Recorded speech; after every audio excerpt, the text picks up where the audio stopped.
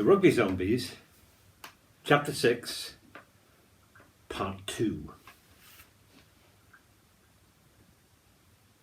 It wasn't much better at home. Arwell's dad stayed upstairs doing his drumming. All Arwell could hear was this repetitive thumping. His mum worked on her laptop and Tanya and Steve went out. In the end, Arwell went too. He didn't want to see Glenn or Martin, so he didn't go to the spa. He took the road round the wreck and followed it up towards the mountain. On the way, a car passed him. It stopped and a window slid down. Arwell watched as a head appeared.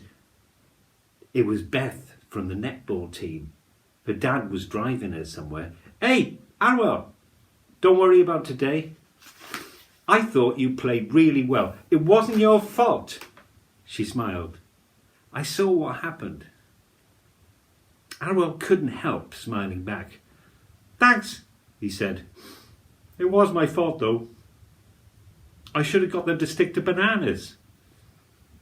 The window slid back up and Beth's car purred off down the road. Without thinking, Arwell arrived at the forest. Without thinking, he walked straight in. Without thinking, he passed the wheelie bins and pushed further into the woods and sat on the floor at the spot where he saw a zombie, or where he thought he'd seen a zombie. "What a loser," he thought. Years of rugby effort and his career was over because of that stupid misheard call. There'd be no going back now. Rugby for him was over. He'd just be a spectator. He'd never played for the district. He'd never played for the region. He'd certainly never played for Wales like Steve. He'd never get a picture on the mantelpiece. Slowly, it grew darker and colder. This time Arwell wasn't scared. Nothing could be worse than losing that game. If there were zombies in the forest, he wanted to meet them. He wanted the zombies to come and get him. He wanted to fight them. That would show everybody. He'd kill the zombies and they'd kill him. A twig cracked nearby and a figure stepped out of the gloom. Nothing can quite prepare you for the shock of seeing a zombie. Suddenly, Arwell lost all the feeling in his body. It was like being frozen alive. His face turned to putty, and his hands went rigid, and they began to shake.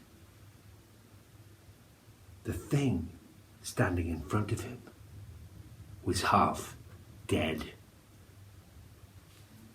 The creature's legs were purple, with bones sticking out through its skin, and mushrooms growing on the collar of its faded red rugby shirt. His neck was a mixture of sinew and skin.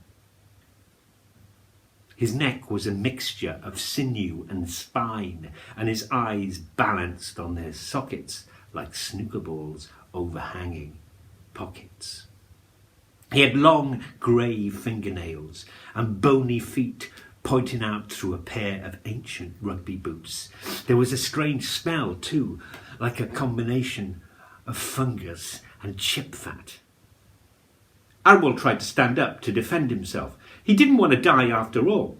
He had a lot to live for. Okay, so he misheard the call. Worse things happen, but he couldn't shift.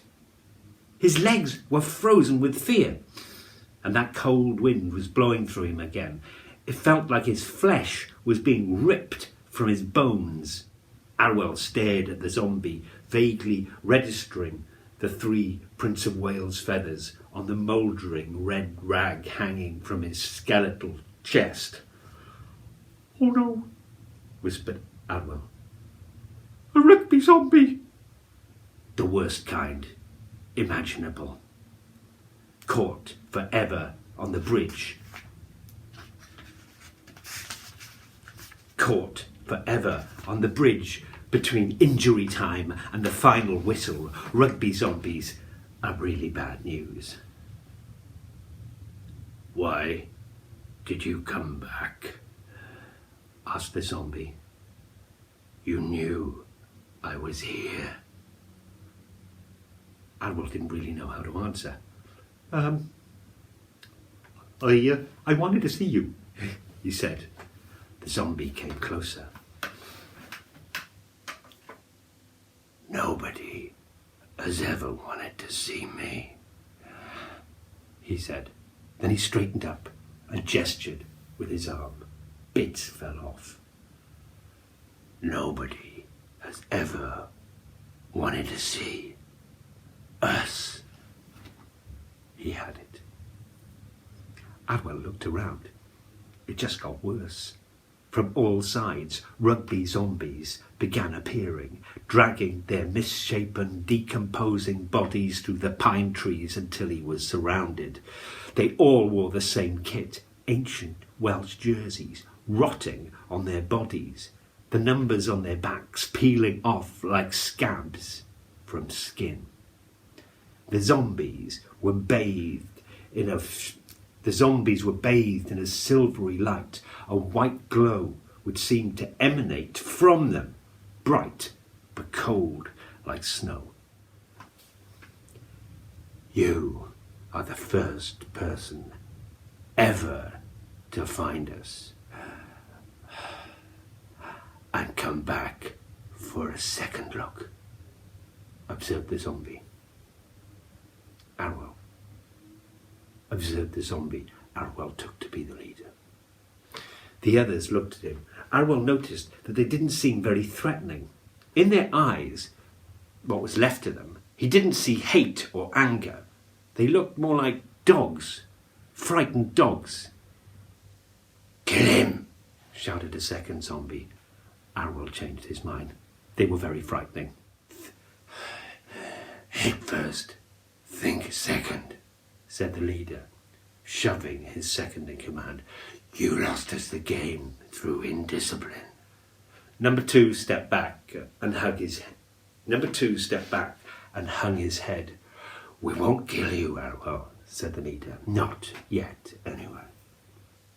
But if you tell anyone what you've seen here tonight." The other zombies began to chuckle. Their voices sounded like branches snapping out of trees. "Our only pleasure is killing people, Arwell," the zombie leader continued. He laughed mirthlessly. Arwell nodded, although he couldn't quite see the joke. And how did the zombies know his name?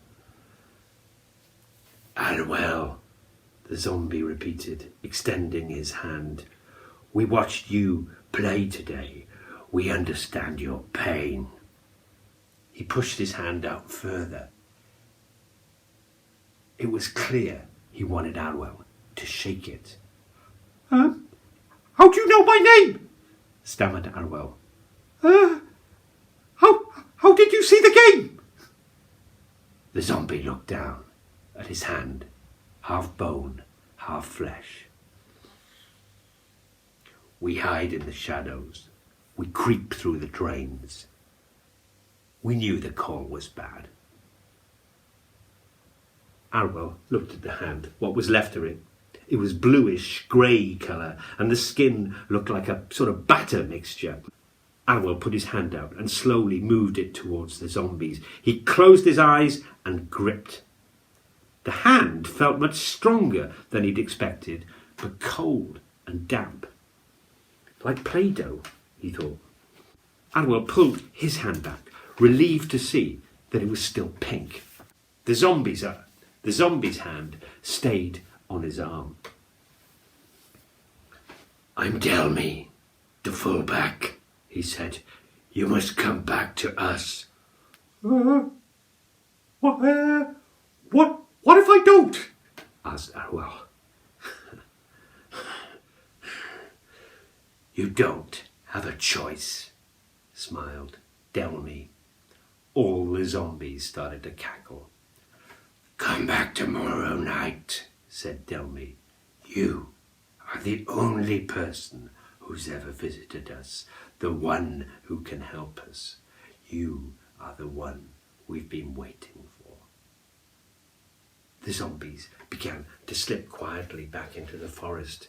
In no time they disappeared. The silvery light that lit them had gone. Now there was just silence. Arwell stood up. Slowly, calmly, he walked out of the trees. He didn't feel scared at all.